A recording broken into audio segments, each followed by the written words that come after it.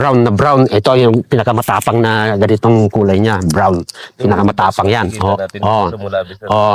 Mayroon din yung ahas kalabaw, Philippine Cobra pa rin yun, yung malalaki, pero itim. May batik-batik na puti na kaunti. Yun ang lumalaki na lalaki ng mga nito, mahaba sila. Itong brown, maiksi lang na mataba. Pero itong mas mabigat ang poison niya, yung venom niya. Hindi masyado yung ahas kalabaw. Pero mas matapang yung ahas kalabaw pag naglilimlim yun na may itlog sa pugad niya sa nasagasaan mo, hahabulin ka. Ang nagpapastol ng baka dito noon sa Ripwake, nasagasaan ng baka yung pugad niya, yung bunton ba, yung nuno sa punso, lumabas yung ahas, kabilis magtakbo, kabilis na yung tao, mabilis tumakbo yung ahas sa damuhan. Nakarating sa may kalsada, tamang-tama na dumating yung mga labandera naman, tinulungan siya, binato-bato nila yung ahas. Kami naman, nanggaling sa marketing, nakita ko na patay na yung ahas, pinaghampas pa, bumaba ako sa 6x, dito kalaki, hinahanawakan ko, initsa ko na sa loob ng 6x, inuwi ko dun sa Mulabi, kinain ko.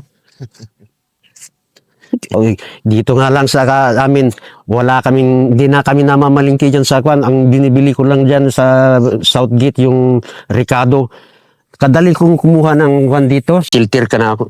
At kailangan itaas-taas ang paggawa mo ng shelter, mataas, nakabitin ka. Para hindi ka abutin ng mga wild animal katulad nung kung may leon, pero wala mang leon tayo. Ang baboy damo lang. Pero kung baboy damo, hindi naman mangagat yan kung ang wild animal lang ang kalaban mo rito sa Pilipinas, yung cobra. Yan ang pinaka dangerous dahil pag nakagat ka ng cobra with takaos, masyado kang may nervyos, wala, 6 minutes lang you're 6 feet below the ground. Paano naman sa yung one? Halimbawa, hindi natin naiwasan, nagkaroon ka ng snake bite. Yun, ang isang itinuturo ko rin sa mga kwanda yan. First thing to do is identify the snake, kung siya ay may poison o wala. Kasi may mga snake na walang poison. Ang poisonous snake ay yung parang triangle yung ulo niya, may pangil, may ganun yung ulo niya ba. Kung snake na bilog ang muka, yung bilog lang yung ulo niya, wala, flat ang ingipin na yun, walang pangil, walang poison yun. Kaya yung diamond shape ang ulo, yan, delikado yan. Kasi lahat ng ahas na poisonous ay may pangil. Yung ngipin niya dito kasi kung iyon ang nakakagat at nakagat ka, nakita mo na may dalawang butas, ay delikado, poisonous yan.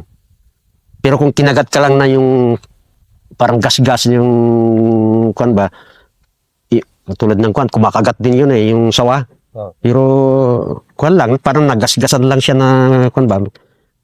Then wag kang masyadong kwan doon dahil pag nakita mo na ang butas may dalawang butas, kumuha ka ng sharp object, kung may knife ka, blade o whatever, kung wala man yung buti, sugatin mo ng 1/4 inch ang haba. Kasi 1 inch ito 1/4 lang.